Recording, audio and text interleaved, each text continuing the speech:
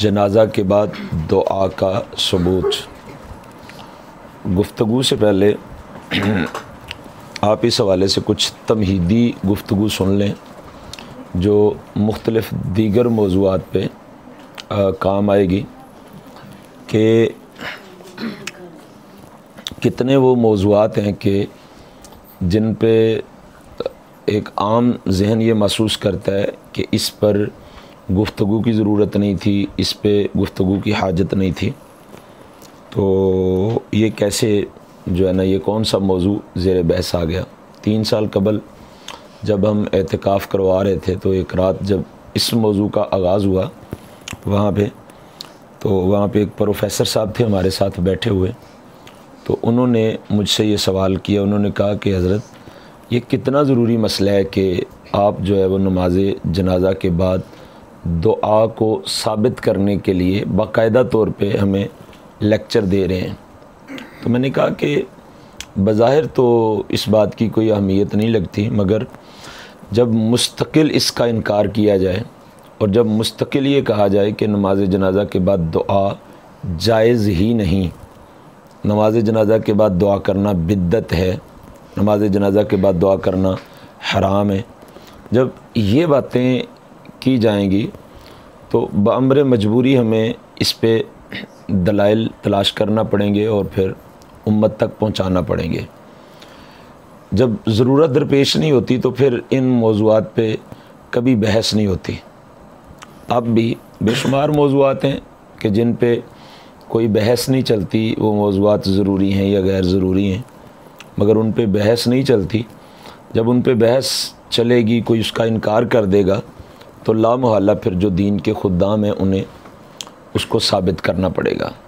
बतौर मिसाल कुछ अरसे का ये एक फ़ितना चल निकला है कि बाज़ लोग सुन्नतों का इनकार कर रहे हैं, यानी ज़ोहर से पहले 4 सुन्नतें हैं, बाद में 2 सुन्नतें हैं, इसका इनकार हो रहा है और धड़ल्ले से हो रहा है। हमारे पाकिस्तान में भी ये इनकार पहुंच चुका। गैर मौक़िदा का तो पहले इनकार होता था, चलें उसको छोड़ दें। मगरिब 3 फ़र्ज़ के बाद जो 2 सुन्नतें हैं उनका इनकार हो रहा है और धड़ल्ले से हो रहा है। तो अब जब ये फ़ितना आ गया तो हमें इस पे सबूत देना पड़ेंगे, साबित करना पड़ेगा। वो लोग जो ये समझते हैं कि भाई ये सुन्नतों का कोई वजूद ही नहीं है, आप फजर के 2 फ़र्ज़ पढ़ें, ज़ोहर के 4 फ़र्ज़ पढ़ें, असर के 4 फ़र्ज़ पढ़ें, मगरिब के 3 फ़र्ज़ पढ़ें, इशा के जो है वो 4 फ़र्ज़ पढ़ें, तो यही नमाज काफ़ी है, इस पे मज़ीद ज़्यादा की ज़रूरत नहीं है। तो फिर हमें बामरे मजबूरी उसका सबूत देना पड़ेगा। बात की समझ आ रही है? आज से 3 साल कबल की बात है कि जब ये फ़ितने ने सर उठाया, बल्कि फ़ितने ने तो सर खैर पहले का उठा रखा था, हमारे मिलने वाले लोगों पे इस फ़ितने ने असर किया कि जो अफ्तारी का वक्त है वो ग़ुरूब आफ्ताब नहीं है, बल्कि ग़ुरूब आफ्ताब के बाद जब अंधेरा छा जाए तो फिर अफ्तारी का वक्त होता है। फ़ितना पुराना था, मगर मेरे सामने कभी ये सवाल नहीं आया था, इस पे ना कभी तहक़ीक़ की थी, ना इस पे कभी पढ़ा था, ना कभी इस पे दलाइल ढूंढे थे। मगर जब मेरे मिलने वाले अहबाब मुतासिर हुए इस फ़ितने से तो उन्होंने मुझे कहा कि हज़रत इस पे हमारी रहनुमाई करें। तो फिर मुझे पढ़ना पड़ा, दलाइल तलाश करना पड़े और दलाइल तलाश करके जो है वो फिर उम्मत के सामने हमें रखना पड़े।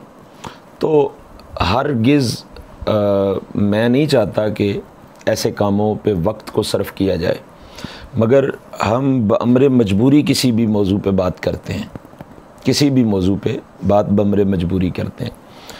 हो सकता है आपने इससे कबल, ये मैं तीसरी मिसाल कोड कर रहा हूँ और फिर मैं मज़मून को शुरू करता हूँ। हो सकता है आज से कबल आपको पता है या नहीं, या आपको इस फ़ितने से कभी पाला पड़ा कि नहीं पड़ा, कि नबी करीम रऊफ़ुर रहीम सल्लल्लाहु अलैहि वसल्लम की जो अज़वाज मुतहरात हैं उनको अहले बैत अतहार में शामिल नहीं किया जाता। ये एक मुस्तकिल तबका है, एक फ़िरका है कि जो आका करीम अलैहिस्सलातु व तस्लीम की जो अज़वाज मुतहरात हैं उनको अहले बैत में शामिल नहीं करते। तो ये कितना भोंडा अक़ीदा है कि बीवी को घर वालों में शामिल नहीं किया जा रहा, ये अकली तौर पे तो चाहिए था कि अगर कोई कहता कि जी बीवी जो है वो अहले बैत में से नहीं है, तो उसके मुंह पे एक जन्नाटेदार थप्पड़ कोई लगा देता और उसे कहता कि जाहिल इंसान, कोई थोड़ा सा तो अकल से काम ले कि ये कैसे हो सकता है कि बंदा जो है वो अपनी बीवी को तो घरवाला ना माने मगर उसी बीवी के बच्चों को घरवाला माने। बीवी को कहे कि ये अहले बैत में से नहीं है, मेरे घर में से नहीं है, और उसके जो बच्चे हैं वो मेरे घर वाले हैं, वो अहले बैत हैं। कैसा अजीब सा मजाक है। मगर इसके बावजूद जब ये फितना बढ़ा तो हमें अपनी किताब कुरान करीम और अक़ाइद अहले सुन्नत में मुस्तकिल ये उन्वान शामिल करना पड़ा कि ये कुरान मजीद बुरहान रशीद का उसलूब है। माशरे का तो है ही कि हम तो बाहर आम बिलअमूम कह देते हैं, बीवी शोहर के लिए कह देती है मेरे घर वाला, और हम अपनी बीवियों के लिए कह देते हैं हमारी घरवाली। तो जिस पे घरवाली का इतलाक़ होता है उसी को घरवाली से निकाल दें, उसी को अहले बैत से निकाल दें। तो जवाब तो ये अकली तौर पे काफ़ी था, मगर जब हमसे मुतालबा हुआ कि भाई इस पर कोई दलील दें, कुरान से साबित करें, हदीस से साबित करें कि बीवियां भी अहले बैत में शामिल होती हैं, तो हमें फिर कुरान पाक से दलील ढूंढना पड़ी और अहादीस से भी दलीलें ढूंढना पड़ी। फिर इस पे मैंने 2-2 घंटे के खिताब भी किए सिर्फ़ इस मौजू पे कि जो अज़वाज मुतहरात हैं रज़ी अल्लाह ताला अन्हुन्ना, वो आका करीम अलैहिस्सलातु तस्लीम की अहले बैत में शामिल हैं। बात की समझ। ये 3 मिसालें मैंने आपको इसलिए दी कि अगर आपके जहन में ये आ रहा है कि नमाज जनाजा के बाद दुआ को क्यों डिस्कस किया जा रहा है जी, तो भी जब बदकिस्मती से हमें दुआ मांगने से भी मना किया जाने लगा, जब बदकिस्मती से हमें ये कहा जाने लगा कि नमाज जनाजा के बाद दुआ ना मांगो, फ़र्ज़ नमाज के बाद ना मांगो, इकट्ठी मिलके ना मांगो, तो हमें फिर ये दलीलें ढूंढना पड़ी कि अल्लाह तबारक व तआला की पाक बारगाह से जब भी दुआ मांगें, जैसे भी मांगें, अल्लाह ताला सुनता है, तो तुम हमें क्यों मना कर रहे हो। और मुझे तो वैसे नमाज जनाजा के बाद दुआ मांगना, नमाज के बाद दुआ मांगना, इज्तिमाई दुआ मांगना, इस पे जो इनकार करते हैं, मुझे उनकी अक्ल की क़तई समझ नहीं आती कि उनके यहाँ किस सतह की अक्ल है कि भाई चलें हमने रसूलुल्लाह से मांगा तो आपने मना किया, कहा जी नहीं मांगना चाहिए। हमने सरकार गौसे पाक रज़ियल्लाहु ताला अन्हु से इस्तिमदाद की तो आपने कहा ना ना ना ना ना, वो तो अल्लाह का बंदा, उससे नहीं मांग सकते। हमने अली शेर खुदा रज़ियल्लाहु ताला अन्हु से सवाल किया तो आपने कह दिया नहीं जी ये तो शिरक है, अल्लाह से मांग रहे हैं, इय्याका नअबुदु व इय्याका नस्तईन, अल्लाह ही मदद कर सकता है। तो अब हम अल्लाह से मांग रहे हैं तो उससे भी मना कर रहे हो, उससे भी कहते हो नहीं जी फ़लाने टाइम नहीं मंगनी तो फ़लाने टाइम नहीं मंगनी। तो ये सबब है कि इस तरह के मौज़ूआत हमें आप लोगों से शेयर करने पड़ रहे हैं, ताकि अगर कल कला आपके सामने भी कोई बंदा यूं बोल पड़े कि लो जी नमाज जनाजा तो बाद दुआ क्यों मांग रहे हो तुसी, तो आप उसका जवाब दे सकें। बाहर सूरत ये कोई फजूल टॉपिक नहीं है, ये अपनी नौइयत की अपने अंदर अहमियत रखता है कि इसको सीखा जाए। बिलखुसूस जब मुनकर पैदा होते हैं तो फिर ऐसे मौज़ूआत पे हमें बामरे मजबूरी और बवक्ते ज़रूरत गुफ्तगू करना पड़ती है। अब उन्वान की तरफ आ जाएं। अल्लाह ताला इरशाद फरमाता है वक़ाल रब्बुकुम उदऊनी अस्तजिब लकुम इन्नल्लज़ीना यस्तकबिरून अन इबादती सयदखुलून जहन्नम दाखिरीन। और तुम्हारे रब ने फरमाया मुझसे दुआ करो मैं कबूल करूँगा। सुबहान अल्लाह। बेशक वो जो मेरी इबादत से ऊंचे खींचते हैं यानी तकब्बुर करते हैं, अन करीब जहन्नम में जाएंगे जलील होकर। अच्छा, इस पे थोड़ी देर के लिए रुक जाएं। अल्लाह तबारक व तआला ने ये बात भी आपको कई जगह पे काम देगी जो अब करने जा रहा हूँ, कि बाज़ चीज़ें हैं कि अल्लाह तबारक व तआला ने वो मुतलकन बयान फरमाई हैं, और बाज़ चीज़ें हैं कि अल्लाह ताला ने उन पर कोई क़ैद लगाई है। समझा रही बात की? अब जो अल्लाह का मुतलक है हम उसको मुक़य्यद नहीं कर सकते, और जो अल्लाह का मुक़य्यद है हम उसको मुतलक नहीं कर सकते। दरस निज़ामी के स्टूडेंट तो खैर मुतलक और मुक़य्यद को अच्छे तरीके से जानते हैं, जो बाकी हैं या बाद में जो पढ़ेंगे मैं उनके लिए यहाँ पे इसकी वजाहत कर देता हूँ। एक चीज़ मुतलक होती है, मैं आपको कह देता हूँ, यहाँ पे आप जितने भी लोग पढ़ रहे हैं, मैं कहता हूँ जी पानी लाओ, तो ये मुतलकन हुक्म है। यहाँ पे जितने भी बैठे हैं उनमें से कोई भी उठ करके जाके पानी ला सकता है, हुक्म मुतलक है। आप में से उस्ताद बैठे हैं तो वो उस्ताद भी जाके पानी ला सकता है, स्टूडेंट बैठे हैं, शोबा हिफ्स के बच्चे बैठे हैं, दरस निज़ामी के बैठे हैं, उस्ताद बैठे हैं, तो कोई भी उठ जाए तो वो जाके पानी ले आए। तो ये हुक्म है, हुक्म मुतलक, इसमें कोई कैद नहीं है, कौन जाए कोई इसमें कैद है ही नहीं है, मुतलक कहना है भी पानी लाओ, तो ये सब के लिए हुक्म है। कोई एक बंदा जाएगा तो सबकी तरफ से ये हुक्म पे अमल हो जाएगा। और मुक़य्यद ये है कि मैं कहूँ कि जी हामिद रज़ा जाए और पानी लाए, तो अब ये हुक्म मुक़य्यद हो गया। तो ये तो मेरा है कि मैं कह दूँ कि हामिद रज़ा पानी लाओ, तो चलें जी फ़हद भाई उठ के पानी लाने के लिए चले जाएं, इब्तिसाम उठ के पानी लाने के लिए चला जाए, कोई और बच्चा चला जाए, मगर ये तो मेरा हुक्म है, मैंने कहा तो इसको तो आपने जो है वो उसको बदल दिया।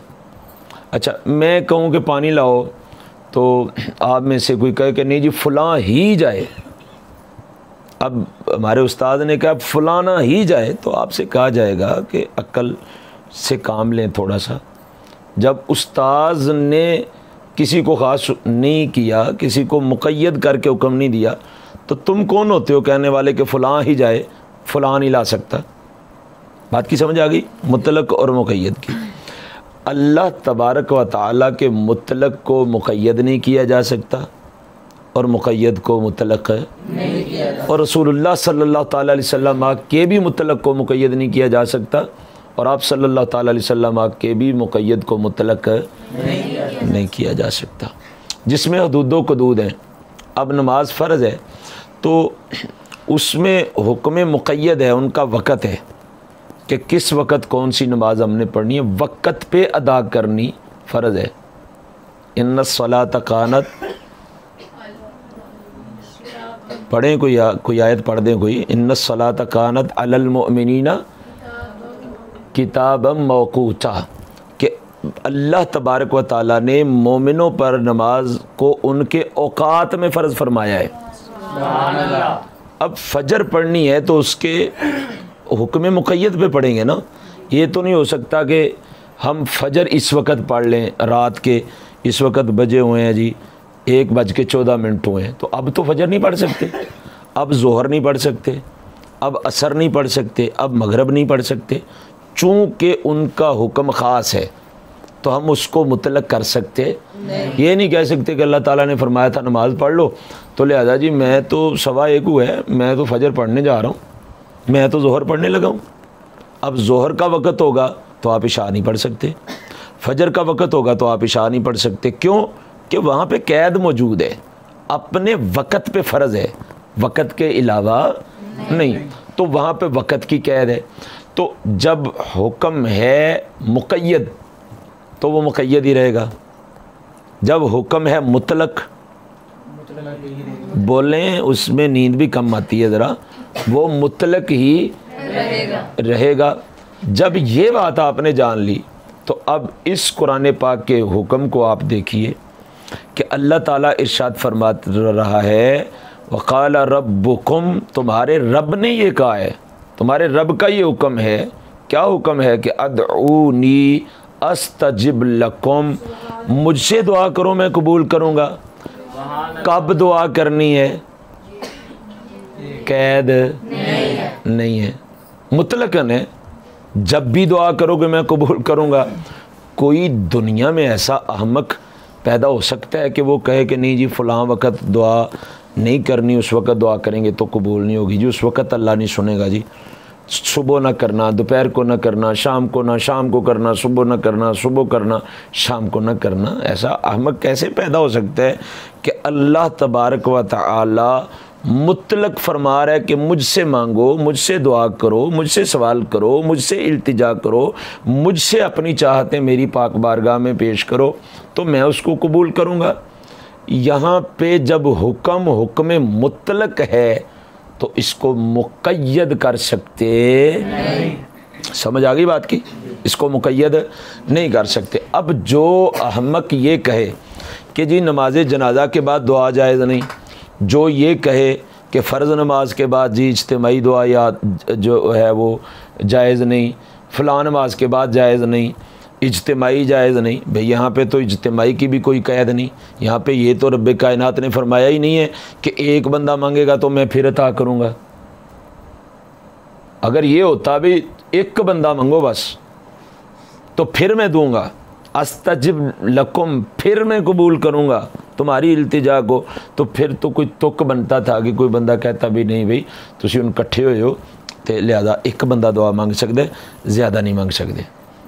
जब ये हुक्म में मुतलक है भाई तुम एक मांगो, दो मांगो, 10 मांगो, औरतें मांगें, मर्द मांगें, बच्चे मांगें, बच्चियाँ मांगें, बड़े मांगें, छोटे मांगें, मदरसे में मांगें, घर में मांगें, गली में मांगें, शहर में मांगें, मतलब छत पे चढ़ के मांगें, मुसल्ले पे बैठ के मांगें, क़याम में मांगें, रुकू में मांगें, कुर्सी पे बैठ के मांग लें, सोफ़े पे बैठ के मांग लें, कलीन पे बैठ के मतलब आप दुनिया के किसी भी मरहले में हैं जहाँ पे तैयब और ताहिर और पाक कलिमात कहना मना नहीं है। जैसा कि बंदा बरहना हो तो वहाँ पे तो मुक़य्यद आ जाता है ना काम कि भाई अब बोलना मना है।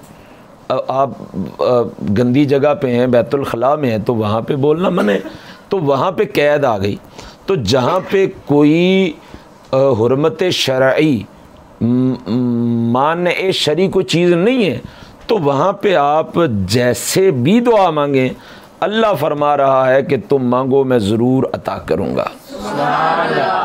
अब इसमें कहाँ पे आ गया कि जी नमाज जनाजा के बाद ना मांगना, मैं नहीं अता करूँगा।